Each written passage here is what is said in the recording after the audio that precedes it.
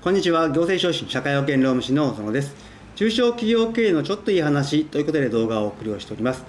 今回は補助金についてご紹介をしていきたいと思います。最近ですね、自然災害、また新型コロナウイルス感染症もそうですけれど、なかなか事業の継続性といったところが危ぶまれる状況は続いております。したがいまして、補助金を活用して災害等に強い会社を作っていく。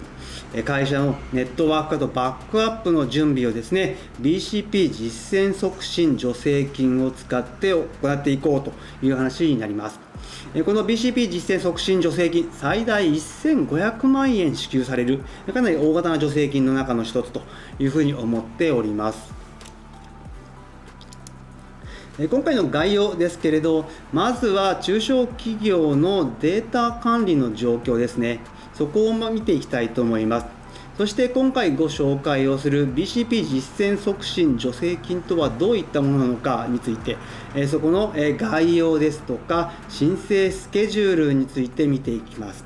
この BCP 実践促進助成金を申請する際にですね、事業継続力強化計画というのが必要になってきます。この事業継続力強化計画についても見ていった中で、最後に注意点とまとめという形になります。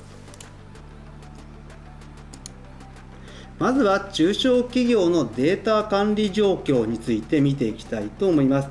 こちらはですね、皆さんご存知かもしれませんが、バッファローという会社がありまして、そちらの調査結果になっておりますけれど、BCP 対策等の NAS ですねのデータ管理の見直しの必要性についてのアンケート調査ですけれど、非常にそう思うというのが3割ほど、やや思うというのが 48% ということで、全体の8割近くがですね、やはり事業の継続のための対策として NAS によるデータ管理を見直しなければいけないというふうに思っている方がいるという状況になっております。では実際、NAS の、使ってデータを管理をしているクラウドの遠隔地バックアップまでできているのかといいますと、それができているのは実際は3割程度というふうに言われて 27.9% という形になっているそうです。NAS は持っているけど、遠隔地のバックアップはできていないという会社が非常に多いのではないかなというふうに思いますけれど、やはりですね、中小企業においては BCP、DR 対策といったところはまだまだ不十分という形になっておりますので、何かあった場合、事業の継続性が非常に危ぶまれるといった状況になっております。そういった会社におきましてはですね、この BCP 実践促進助成金というのを使っていただければと思います。類型としては単独型と連携型とありますけれど、使っていただくのは、一事業者が単独で使用という形になりますので、単独型ではないかなというふうに思います。この申請要件ですけれど、こちらはですね、中小企業庁が掲げております事業継続力強化計画というのを作成をして認定をするというのが一つの要件になっておりますので、後ほど事業継続力強化計画について解説をしていきたいと思います。そして助成限度額につきましては1500万円で、助成率については中小企業は2分の1、小規模事業者の場合は3分の2という形になっております。したがいまして1500万かなり大きい助成金ではあるかなというふうに思います。ただ申請の下限は10万円という形になっております。この BCP 実践促進助成金の助成対象経費ですけれど、いくつか上がっておりますけれど、やはりですね、一番使っていただきたいのは7番目のデータバックアップ専用のサーバー NAS ですね。こちら、そしてクラウドサービスによるデータのバックアップですとか、あとは基幹のシステムのクラウド化というのも使えるので、一部ですね、IT 導入補助金とも被る部分もあるのかなというふうに考えております。非常にですね、事業の継続性といいながら、自社の業務のデータ化といったところも使ってもらえる助成金ではないかというふうに思っております。また、ここの単独型においての申請要件の一つとして、BCP 策定支援事業による支援というふうに書いてありますけれど、こちらはですね、BCP 策定講座ですとか、BCP 策定コンサルティングを受けていただくという形になっております。そして申請スケジュールですけれど、年度の中で3回という形になっておりますが、もう第1回については終了をしている状況になっております。そして第2回、第3回があと残っておりまして、第2回は9月から、第3回は1月からですね、申請のエントリーと電子申請の受付が設けられておりますので、早めに対応してほしいと思います。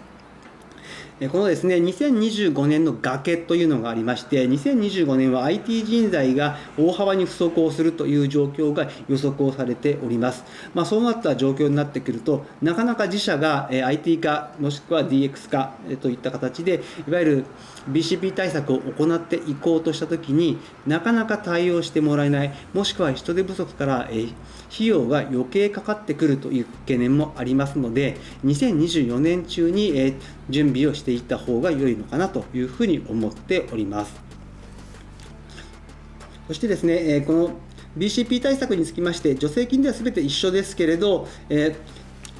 発注契約ですね、あとは支払い等は助成対象期間内に行う必要があります。また、予算の事業になりますので、予算が上限に達した場合は早期に終了する場合もあるといったところに注意が必要です。そして、この BCP の助成金申請にするにあたっては、事業継続力強化計画というのの作成が要件の一つとなっております。このですね、事業継続力強化計画とはどういったものなのかですけれど、こちらはですね、防災・減災の事前対策に関する計画というのを経済産業大臣が事業継続力強化計画として認定をする制度という形になっております。したがってですね、防災・減災に対する計画というのを策定をして、経産大臣の方に認定をもらうといった形になっております。どういった形で計画を作るのかですけれど、大きく5つのステップに分かれておりまして、このステップに応じて計画を組んでいただくという形になっております。まずはですね、その事業継続力強化の目的といったところを掲げていただいて、どんな災害があって、どんなリスクがあるのかといったところをステップの2で見ていただく。そしてそれぞれの災害が起きた場合のステップ3として初動を考える。そしてその後ですね、災害に応じて人、物、金、情報、どのように対処をしていくのかといったところを考える。そして災害時ではない時の平時ですね、その時の組織の推進体制を組織づくりしていただいて、これらを計画に落とし込んでいくという形になっております。この事業継続力強化計画ですけれど、今回の助成金の申請の要件の一つではありますけれど、こちら計画認定を取っておくとメリットというのもあります。これ以外のですね、各種補助金申請における加点の取り扱いがあるものもあります。例えば、ものづくり補助金ですとか、IT 導入補助金、事業再構築補助金、すべてのコースではありませんけれど、こういったものを申請をする場合に、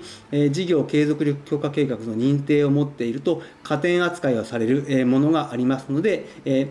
今後ですね、これらの補助金を申請しようという場合は、この事業継続力強化計画の認定を取っておくと良いかもしれません。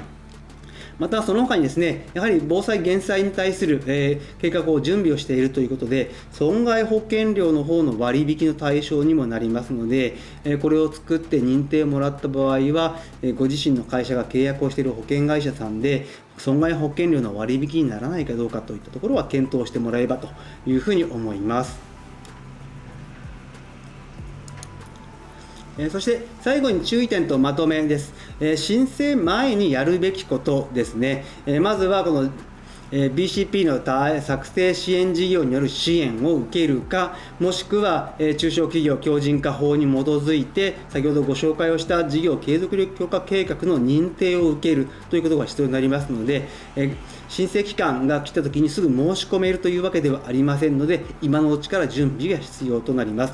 そして申請にあたってはですね、東京都の方のこのネットクラブ会員の登録も必要になるという形になりますので、申請の際には登録もお忘れなくしていただくという形になります。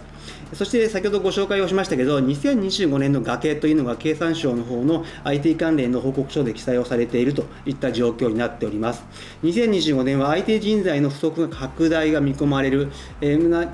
数値によりますと30万人とか40万人足りないというふうに試算がされておりますけれど、 IT 関連でさまざまな支障がですね、2025年は起きうるという状況になっておりますので、こういった状況に巻き込まれないように2024年中にですね、早めに対応してほしいと思います。今日の内容が明日からの経営にちょっとだけ役に立つことを願っております。ご視聴ありがとうございました。それではまた次回。